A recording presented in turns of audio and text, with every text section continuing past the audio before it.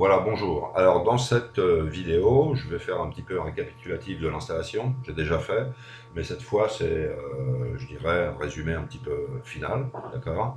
Et après on va voir un petit peu, on va aller un petit peu plus loin, un tout petit peu plus loin, pas beaucoup, mais un tout petit peu plus loin dans ce qu'est, on va dire, Composer, et ensuite une plateforme de paquets PHP qui s'appelle Packagist, et je pense que c'est important de connaître ça quand on travaille en Laravel, et d'ailleurs en PHP, je dirais en général. Voilà. Donc, je vais rappeler que, en fait, j'ai fait une installation de Laravel. À l'origine, moi, j'ai installé Laravel et Blog, mais ensuite, bon, bah, tout simplement, je suis resté avec Laravel. D'accord. Donc, en fait, ce que j'ai fait, la première chose, c'est installer l'infrastructure Apache PHP MySQL. Donc là, effectivement, on peut le faire de manière manuelle. Pas conseillé en Windows, ok en Linux et en Mac. D'accord. Moi, j'ai essayé en Windows, c'était pas très clair. Donc finalement, Windows, c'est vraiment pas fait pour ça. Et franchement, autant travailler en Linux ou voilà. Donc, en tout cas, pour fonctionner en Laravel, l'installation de base, qui est l'installation que j'ai faite, l'installation classique, est pour moi, en tout cas pour commencer, on va dire le meilleur type d'installation. D'accord. Alors, on va se rappeler un petit peu ce qu'on avait vu, c'est-à-dire là, je vais me mettre sur Chrome. On va aller sur laravel.com, on va dans la documentation, on se rappelle qu'il y avait deux types d'installation, l'installation classique et l'installation Homestead. Donc l'installation Homestead, c'est l'installation d'une machine virtuelle Ubuntu, très orientée, on va dire console, qui doit utiliser des bâches et des choses comme ça, qui simulent le fonctionnement du terminal Linux, on va dire dans Windows. Et je pense que bon, quand on a un certain niveau et qu'on travaille en équipe surtout, ça peut être important. Mais en tout cas, bon, quand on débute, je pense que ça n'est pas autant. Donc, le premier type d'installation, on se rappelle que ça a deux variantes. Alors là, ici, il ne nous parle absolument pas d'exemple. Bon, bah, a priori, l'infrastructure, il faut l'installer. Donc, comme je viens de dire, évitons en tout cas en Windows l'installation manuelle, d'accord. Et à ce moment-là, bon, on va faire ça un petit peu de manière assistée, soit par exemple par WAMP ou par EasyPHP. Moi, dans mon cas, je travaille en WAMP dans mes projets traditionnels, on va dire. Bah, je travaille encore ça évidemment en PHP pur, okay, mais je suis en train de travailler en même temps un petit peu en Laravel, et là, tout simplement, j'utilise XAMPP. Alors XAMPP, bah, évidemment, il se situe là, okay, là il est lancé, donc vous voyez que vous pouvez stopper le service ou tout simplement remettre le service, j'espère qu'il va se remettre, oui, merci, voilà, on peut l'enlever, on peut le remettre, ok, pas de problème. Là, on peut aller sur la configuration de la page. Donc là, on a différents fichiers de configuration. Principalement, les deux qui attirent notre attention, c'est httpdconf et php.ini. Voilà, principalement. Et ensuite, là, directement, on arrive, en tout cas, si on va sur, alors ça c'est la configuration, ça c'est l'administration, bon, on est d'accord. On peut voir le PHP info. Ici, on va voir qu'on a la version 5.6.11 qui est strictement supérieure à la version 5.5.9, qui est le minimum dont a besoin Laravel 5.1, d'accord. Donc, ça, a priori, ben, on peut fermer. Et maintenant, bah, voilà, là, on va directement sur PHP-MyAdmin. D'accord. Donc voilà, et là, on a notre base de données Homestead qui, pour l'instant, n'a pas grand-chose. Ça, je montrerai ça dans une autre vidéo, puisqu'on a tout simplement l'infrastructure de migration. C'est un PHP artisan migration install, d'accord. Et ça, bah, Books, tout simplement le CRUD que je vais vous montrer dans une prochaine vidéo et qui couvre donc toutes les opérations de lecture et d'écriture. Réellement, il y en a 4, mais il y a cette méthode en contrôleur. Bon, tout ça, on verra ça plus tard. Donc, ici, tout simplement, j'exemple. D'accord. J'exemple, et bien évidemment, je peux y accéder par l'explorateur de Windows. Donc, tout simplement, on va aller voir ça. Ok, je me mets là, voilà, j'exemple. Ok. Je vais sur htdocs, puisque exemple htdocs représente tout simplement le localhost en fait qui va exécuter tout simplement cette page-là. Okay. Et là vous voyez que bah, j'ai bloc, ça c'était, bah, c'est un Laravel que j'ai mis. J'ai mis un autre Laravel qui s'appelle Laravel, donc c'est celui sur lequel je travaille habituellement. D'accord. Et ensuite tout simplement, moi ce que je fais c'est, comment dire, étudier un petit peu bien souvent copier-coller, modifier le code, etc., de différents tutoriaux, d'accord. Et ensuite, bon bah, si j'ai envie de le garder, je le garde, ok. Et sinon, bon, bah, évidemment, je le jette, mais je dis quand même si ça marche. Donc, c'est-à-dire que par exemple, j'ai une installation de Laravel que je considère comme propre. Donc, j'ai mis voilà, c'est Laravel de base propre. Voilà, et je laisse ça exactement dans le même répertoire, exemple htdocs. J'ai fait un essai sur Uno des Piela. Bon, et ça n'a pas marché. Ah, voilà, il y a des gens qui mettent des tutoriaux comme ça qui ne fonctionnent pas, ils manquent des trucs, bon, etc. Écoutez les gars, si vous me permettez, je trouve pas ça très sérieux. Enfin, toujours est-il que parfois, bon, en tout cas en ce cas-là, j'ai gardé le code parce qu'il y a des petites bribes de code qui me paraissent quand même intéressantes et j'ai pas envie de créer tout ça dans un fichier Word. Bon, j'ai pas envie de faire un bouquin. Donc finalement, ce que je crée, c'est tout simplement un petit peu un historique de tout ça et j'y reviens s'il faut. Donc ça, c'est ma manière de fonctionner. Et donc, rappelez-vous que l'installation se faisait de deux manières, d'accord, via Laravel Installer ou via Composer Create Project. Hein. Donc, dans le premier cas, on utilise Composer pour installer l'installateur, d'accord, et ensuite, on installe Laravel proprement dit à partir de Laravel qui sera laravel.bat et qui se situera dans ce répertoire qu'on doit déclarer dans le path. Ça, c'est important, d'accord. Donc, on va regarder le path quand même pour être sûr. Voilà, donc si quelqu'un n'a peut-être pas réussi avec les premières vidéos à se configurer correctement, peut-être qu'ici il y aura une nouvelle piste, c'est un peu plus condensé. Donc voilà. Donc ça c'est la première manière et ça c'est la deuxième manière. Moi j'ai créé le blog avec ça et j'ai créé tout simplement mon projet Laravel avec celui-là. Ici on a deux opérations, mais c'est beaucoup plus rapide. Ici on a une seule opération, mais c'est beaucoup plus lent. Bon, ça peut prendre 2-3 fois le temps, enfin voilà quoi. D'accord. Donc, au niveau du path, d'accord, donc c'est une variable d'environnement. Donc, bah, on va y aller, on se met là. Équipement, ou poste de travail en français, j'imagine. Propriété, bouton droit. Configuration avancée du système. Variable d'environnement, d'accord, tout simplement. Et ici, on va sur path. Alors là, ce que je vais faire, comme il y en a beaucoup, je vais l'éditer. Je vais le copier. Je vais ouvrir un WordPad, d'accord. Et puis, je vais me mettre là-dessus. Donc là, il vient de m'en rajouter un. Bon, ok. Donc ça, il l'a fait automatiquement. Ok. Et finalement, ce qui est vraiment important là-dedans, par rapport à ce qui est PHP, d'accord, c'est ça, ça et ça. D'accord. Alors pour aller le voir, c'est simple, hein, on va dedans. On va ouvrir, encore une fois, l'explorateur de Windows. Je me mets là, d'accord, et hop. J'accède à quoi? Ben, c'est simple, j'accède à php.exe. Alors moi, évidemment, php.exe, je l'ai dans XAMPP, je l'ai dans WAMP, etc., etc. Mais dans ce cas-là, évidemment, ce qui m'intéresse, c'est ce php.exe, d'accord. Donc c'est pour ça que je le déclare simplement dans le path de la variable système, des variables d'environnement accessibles par, bah, tout simplement, poste de travail, bouton droit, propriétaire.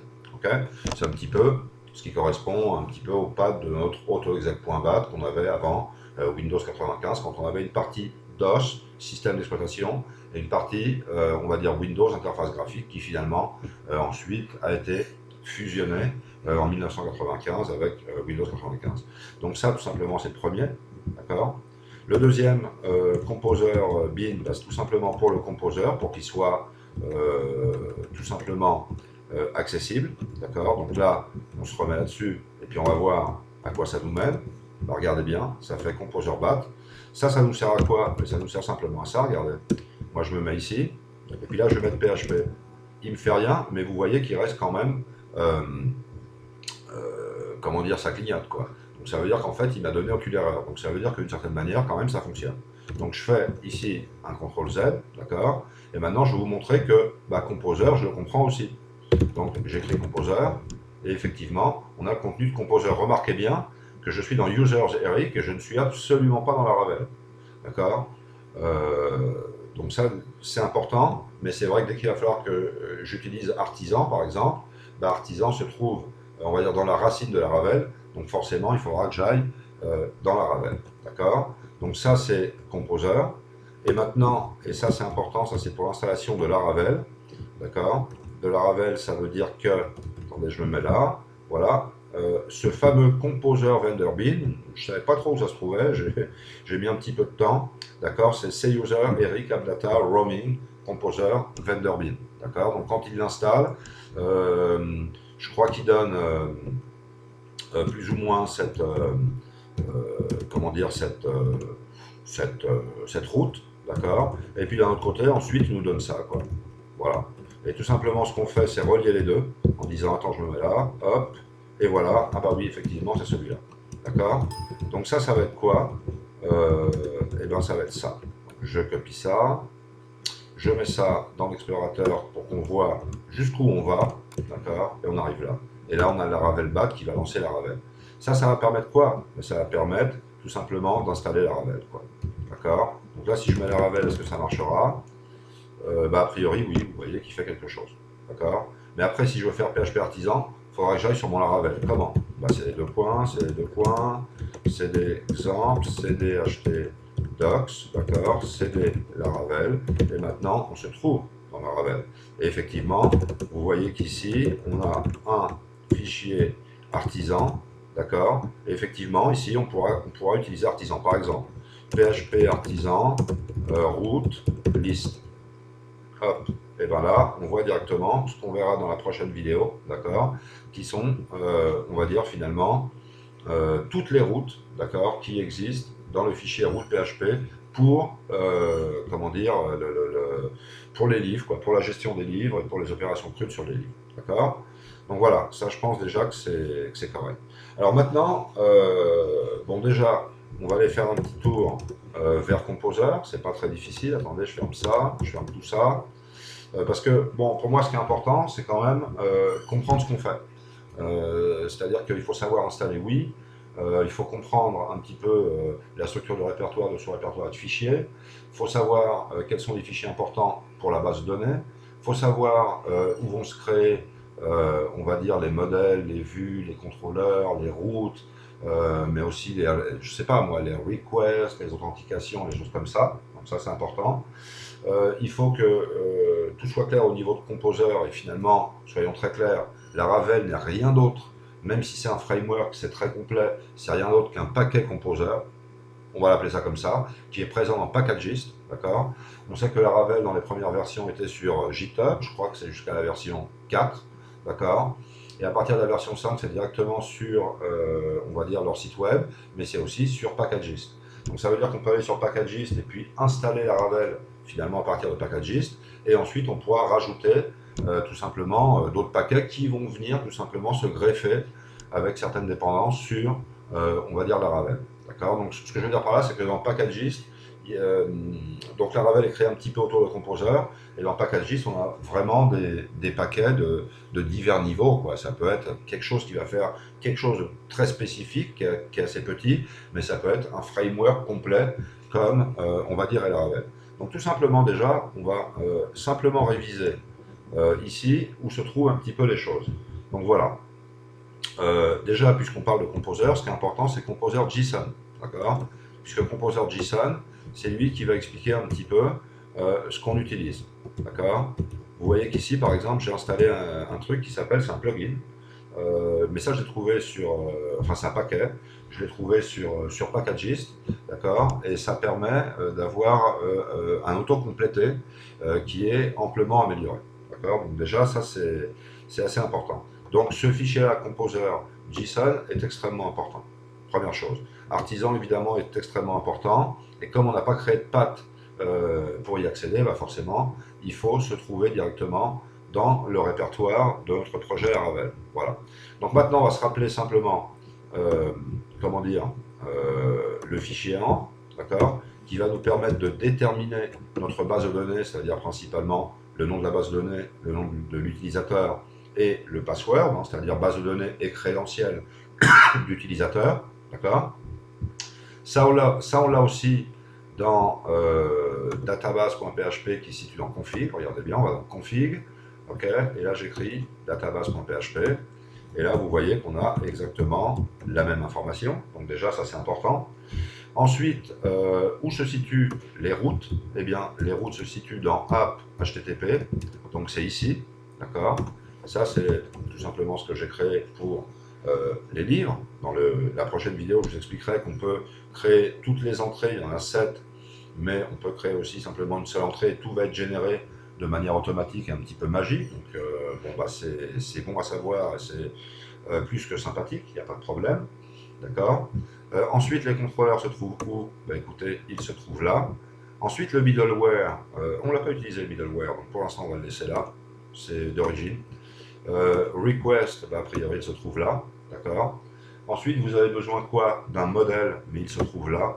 Et ensuite, vous avez tout simplement besoin de vue, et bien écoutez, elle se trouve là, par exemple, d'accord.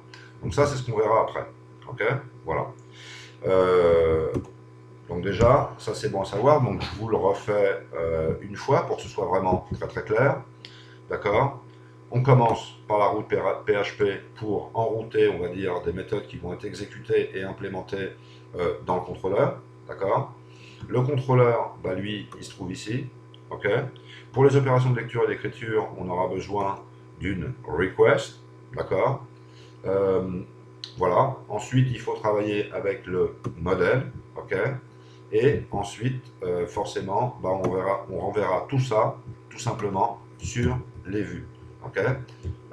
Tout ça sans oublier évidemment les migrations qui se trouvent dans Database, Migrations, d'accord. Voilà, je vais mettre ça en un petit peu plus grand, ok. Et là, on a directement une migration, ok. Voilà. Et donc avec ça, on a tout. C'est-à-dire qu'on sait enrouter, on crée le contrôleur, on crée le modèle. Pour que le modèle soit en relation avec la persistance, c'est-à-dire avec la base de données, forcément, bah, il faut qu'on crée des migrations et des seedings. On peut le faire directement en PHP-MyAdmin manuellement, on peut le faire en PHP-MyAdmin par script, ou alors on peut le faire par les migrations et par les seedings, tout simplement, de la Ravel. Okay, une fois qu'on a fait ça, on fait les views, et a priori, on a déjà tout simplement un CRUD, quoi. Hein, d'accord. C'est-à-dire en fait les opérations de lecture et d'écriture, puisque CRUD, ça veut dire Create, Read, Update et Delete. Hein. Donc Create, ça veut dire créer, Read, ça veut dire lire, Update, ça veut dire actualiser, et delete, ça veut dire éliminer. Bon, je pense qu'il y a beaucoup de gens qui savent ça, mais je préfère le dire au cas où il y a des gens qui, mais pauvres d'eux, ne savent pas l'anglais parce que ça va être assez terrible de ne pas avoir un niveau acceptable, hein, pas plus, en anglais. D'accord. Donc là déjà, on sait où se trouve tout. Donc maintenant, ce qu'on va faire, c'est déjà, on va aller un tout petit peu sur Composer. Je voulais vous montrer quelque chose que je viens de voir, donc je me mets sur Composer, d'accord. Et ce qui est intéressant, c'est la documentation. Une fois qu'on l'a installé, regardez, introduction. Bon, allez, hop, on va aller plus loin. On va aller sur le, voilà, on va encore un petit peu plus loin. Alors là, il nous explique un petit peu le log file. Bon, c'est pas mal. Il y a quand même quelques trucs qui sont intéressants. Command Line Interface, voilà, c'est ça qui m'intéressait. C'est-à-dire que pour l'instant, moi, ce que j'ai utilisé, plus ou moins, c'est du Composer Init, j'ai fait du Composer Install, j'ai fait du Composer Update, je fais du Composer Require, je n'ai pas encore fait de Composer Remove, alors que bon, bah, effectivement, si on a la capacité d'installer un paquet, il faudrait aussi quand même avoir la capacité de désinstaller. Donc ici, déjà, c'est intéressant, on va voir un petit peu des commandes qu'on ne connaît pas. Dump, autoload aussi est quelque chose qui, a priori, enfin que j'ai vu, on va dire, sur des divers forums, blogs, etc., etc. Donc ça peut être intéressant. Et puis voilà. Donc maintenant, ce qu'on va voir, c'est Packagist. Voilà. Packagist, ok. Et dans Packagist, regardez bien, ce PHP Package Repository, donc c'est le repositoire de paquets de PHP, ok. Donc c'est, on va dire, le repositoire de Composer, c'est le principal, quoi, on va dire, ok. Donc ça veut dire que si vous faites quelque chose qui puisse fonctionner en Composer et être installé dans divers projets, vous n'êtes pas obligé de le mettre sur Packagist, mais c'est vrai que c'est un endroit quand même central où beaucoup de programmeurs, on va dire, ont accès, et c'est vrai que c'est là où on va être un petit peu, je dirais, visible sur Internet. Alors regardez, ce que je vais faire, c'est tout simplement, je vais écrire Laravel.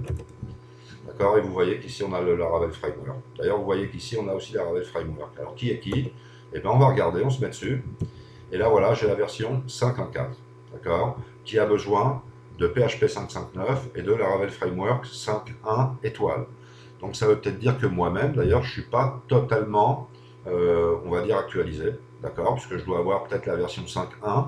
Je sais que dans mon fichier je crois que bah, c'est composer.json, d'accord, j'ai cette entrée-là, d'accord. Donc ça veut dire que bah, il faudrait sans doute que je m'actualise tout simplement avec cette version-là. Voilà. Alors là, c'est vrai qu'ils n'expliquent pas grand-chose, ça va pas très loin. Donc bon, pour l'instant, on va laisser ça comme ça. De toute manière, on nous donne un accès ici, sur GitHub. On va aller voir. D'accord, ouais. Tiens, c'est marrant, je croyais que c'était plus sur GitHub. Pourtant, on voit des trucs, il y a 4 jours, il y a 14 jours, il y a 26 jours. C'est assez intéressant. Bon, donc, a priori, c'est sur leur page web, c'est sur GitHub et c'est sur Packagist. D'accord. Alors, on va voir l'autre, tiens, juste pour voir comment il est. Ça, c'est le 5.1.8. Ah, bah tiens. Donc, ça, c'est plus récent. Et on voit qu'il y a beaucoup plus de paquets, il y a pas mal de symphonies, pas mal de choses. Donc ça déjà, ça me semble assez intéressant. Okay, mais là, on peut quand même aller voir un tout petit peu plus loin. D'accord, mais ça ne me donne pas beaucoup plus. Alors moi, ce qui m'intéresserait ici, ce serait... alors moi, j'ai commencé à utiliser, comment dire, Sublime Text. D'accord, et maintenant, j'utilise PHP Storm. Donc, PHP Storm, je l'ai amélioré au niveau de l'autocomplété. C'est-à-dire que quand j'écris, qu'en fait, j'ai quand même pas mal d'éléments ou de membres de programmation qui apparaissent et que ça me permet d'être plus productif au niveau de ma programmation.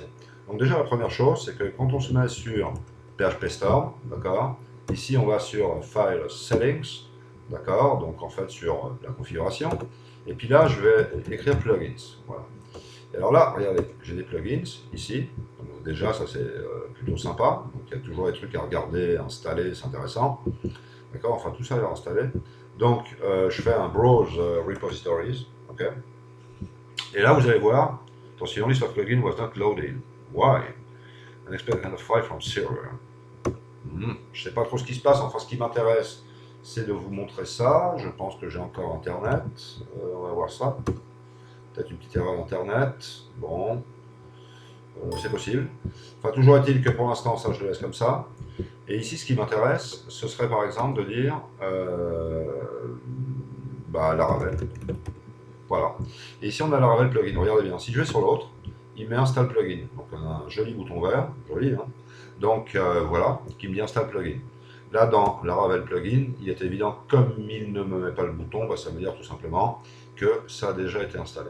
Alors ça déjà, ça m'améliore la capacité d'autocompléter, d'accord? Et je le fais, mais depuis le repositoire interne, on va dire, de, je ne sais pas si dire de PHP Storm, mais enfin oui, a priori, pourquoi pas.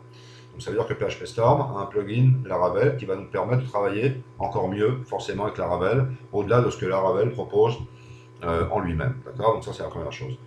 Deuxième chose, maintenant évidemment, ce qui nous intéresse, c'est le packagist. D'accord, donc on y revient. Et là, imaginez que je dise Laravel Autocompletion. Et ben voilà, ce qui m'intéresse, c'est le baril VDH, Laravel Helper, d'accord, qui se situe ici. Vous voyez qu'il y a quand même pas mal de téléchargements. Il y en a eu 720 000, donc c'est quand même assez énorme. Donc on se met là-dessus. Alors là, ce qui est bien, c'est qu'il nous dit directement comment faire les choses. D'accord. Donc ça, on s'en fiche un petit peu. Ça, pour les Laravel façades, voilà. Donc tout simplement, ce qu'il faut, c'est suivre un petit peu ce qu'il nous demande. Alors évidemment, là, je ne vais pas le faire parce que je l'ai déjà fait. D'accord. Simplement dire que quand on est... Alors attendez, je vais me remettre en CMD. Quand on est en CMD, on peut faire du copier-coller. Regardez, je prends ça, je copie. Bon, on sait que mon composeur fonctionne. Regardez, hop, ça fonctionne. Je fais ça. Puis là, je colle. CTRL-V. Ah bah non, c'est pas comme ça. Il faut le faire depuis ici. On est bien d'accord. Donc, Edit. Hop. Et là, je peux le faire. D'accord. Ça, c'est la première chose. Évidemment... Alors, attendez, je vais enlever ça. Je vais ressortir. Évidemment, ça, on peut le faire depuis PHP Storm. On fait Alt F12. D'accord. Voilà. Et là, on peut, par contre, on peut coller totalement directement. Et l'avantage de... Hop, ah bah non. Non, non, non. Donc voilà, on peut faire ça comme ça. Ok. Donc la première chose à faire, c'est tout simplement ça. En fait, c'est à peu près toujours la même chose. C'est-à-dire qu'en fait, on fait un Composer Require. Ok. Donc c'est-à-dire qu'en fait, ça c'est une installation grâce à Composer, tout simplement du paquet. Alors ça, il va nous le mettre dans Vendors. D'accord. Ok, donc Vendors, ça se trouve ici, d'accord. Voilà, donc dans Vendors, vous voyez, il y a Barry VDH qui s'est donc installé.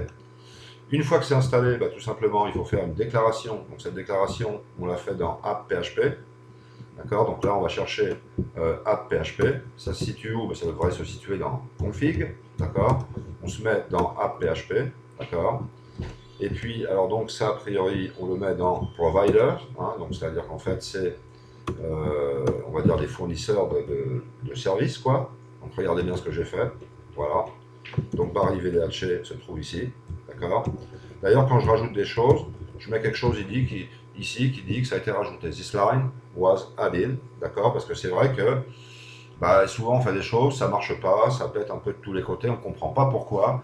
Et des fois, c'est simplement qu'il manque l'installation d'un paquet, la déclaration du paquet, l'update du composer, etc.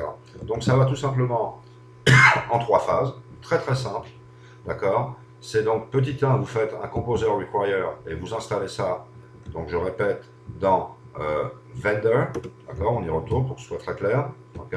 Donc ça se fait de manière automatique. Ensuite, on fait sa déclaration au niveau des providers, mais aussi donc des fournisseurs, mais aussi au niveau des alias dans le fichier app.php, d'accord.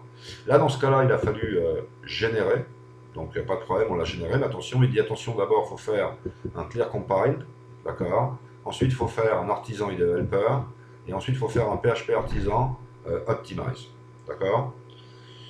Donc, a priori, c'est tout ce qu'il faut faire pour que ça fonctionne, d'accord. Et ensuite, vous vous retrouvez avec des trucs, voilà. Automatic PHP Docs for Models, d'accord, voilà, tout simplement, ça veut dire qu'en plus, si vous avez un modèle et que vous avez, je sais pas moi, des fonctions déterminées, d'accord, dans ce modèle-là, vous pourrez avoir un autocomplété de ce modèle-là, simplement en faisant ça. Et là, remarquez qu'il utilise 2 modèles, d'accord, un est post et l'autre est user. Vous remarquez que c'est au singulier, d'accord, et vous remarquez aussi que c'est avec la première lettre en majuscule. Donc, par convention de nom, je ne sais pas si je l'avais expliqué, mais je l'expliquerai plus tard. Si on a une classe qui s'appelle post, on aura une table qui va s'appeler posts et qui sera tout en minuscule. Si on a un modèle qui s'appelle user, on aura une table qui va s'appeler tout simplement users. D'accord. La relation entre le modèle et le système de gestion de base de données et la base de données dans ce conteneur SGBDR, d'accord, c'est tout simplement la table en minuscule et au pluriel, d'accord. Et normalement, avec ça, vous accédez à des trucs sympas. Regardez, par exemple, je vais montrer ça très rapidement. Je vais aller sur les routes. Alors attention, CTRL-SHIFT-N, là on va un tout petit peu plus vite. On va prendre route PHP directement. Et là j'ai ça. Bon, regardez. Par exemple, je mets route, 2 points. Boum. Et là j'ai tout. Resources, imaginez que je mette un get, mais le get est là. Imaginez que je veux mettre un post, le post est là. Imaginez que je veux mettre un patch, le patch est là. Imaginez que je veux mettre un put, mais le put est là. Imaginez que je veux mettre un delete, et bien le delete est là. Là, je vous parle tout simplement des verbs, c'est-à-dire moi ce que je considère un petit peu comme, on va dire, les différents types ou les divers types de submit. Voilà. Donc voilà, pour résumer tout ça, je crois qu'on peut commencer à travailler. D'ailleurs, regardez, moi je vais aller visiter tout de suite ma chaîne YouTube, c'est très facile, on y va, c'est parti, c'est rapide. Voilà, je vais sur ma chaîne. Salut Jacques. Voilà. Et donc, maintenant, je vais aller sur, a priori, le gestionnaire de vidéo. Oui. Non, c'est faux. C'est pas là que je voulais aller. Je veux aller sur Playlist. Voilà. Donc, jusqu'à présent, je crois qu'on peut... Voilà, j'ai présenté Laravel et j'ai donné des arguments pour utiliser Laravel et pas d'autres frameworks ou plateformes de développement, entre guillemets, PHP. OK. On a visité laravel.com et je vous ai expliqué les diverses sections. On a décidé de faire une installation classique et pas une installation Homestead, d'accord. Donc j'ai installé Xampp, j'ai installé Composer, j'ai installé Laravel via l'installateur Laravel, puis via Composer, et j'ai fait une récapitulation des 2 installations classiques, d'accord. Et on vient de faire nos premiers pas, donc cette vidéo-là va s'inscrire un petit peu dans celui-là, quoi. Donc ça va aller dans ce playlist-là. On a choisi un IDE, Sublime Text et Sublime, mais PHP Storm, c'est vraiment la tempête, c'est incroyable, c'est génial.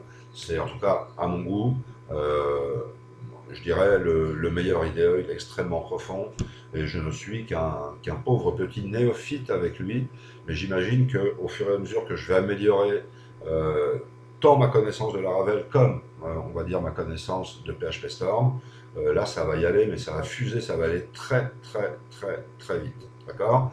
Donc voilà, premier pas, on choisit notre IDE. Est-ce qu'on veut Sublime, est-ce qu'on veut PHP Storm? Pour moi c'est PHP Storm. Qu'est-ce que ce fameux principe MVC, modèle vue contrôleur, qu'est-ce que c'est que cette affaire, d'accord? Et finalement, quelle est sa relation avec la structure de répertoire et de fichiers? Là, je viens de le montrer encore une fois, d'accord? Premier pas avec les routes, alors là, ça a été un petit peu timide. Et comment faire fonctionner la base de données, puisque évidemment, Homestead installe la base de données Homestead avec l'utilisateur Homestead secret, qui permet toutes les opérations de lecture, d'écriture, administration, etc., etc. Mais attention, quand vous faites une installation classique, c'est plus facile, mais vous n'avez pas de base de données. Donc, il faut vous-même, par PHP-MyAdmin,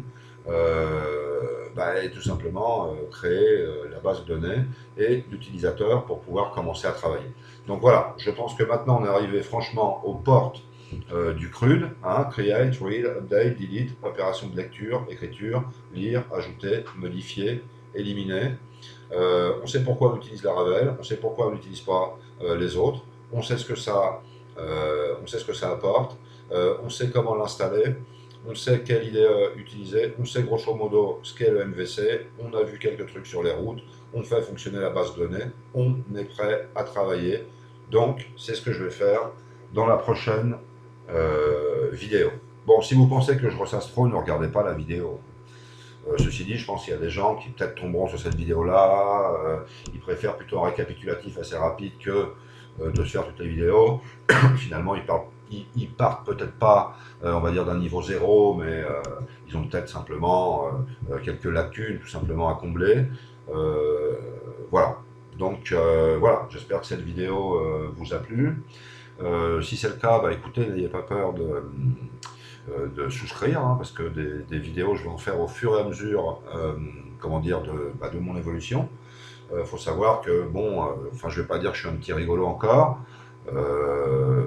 mais bon, j'ai commencé il y a quand même pas très très longtemps, et c'est quelque chose qui commence un petit peu à se normaliser, à se fluidifier, mais bon, évidemment, il reste encore pas mal de choses, et donc je n'aurais pas peur de faire autant de vidéos que j'ai besoin, parce que je considère déjà la vidéo comme quelque chose qui permet de dire, voilà, tu as fait ça, tu as évolué un petit peu, allez, démontre-le.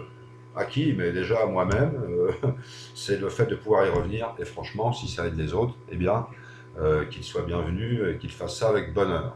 Moi, j'avoue que je suis un programmeur PHP heureux, et que je suis aussi un programmeur Laravel heureux, mais enfin, je suis pas malheureux comme programmeur PHP.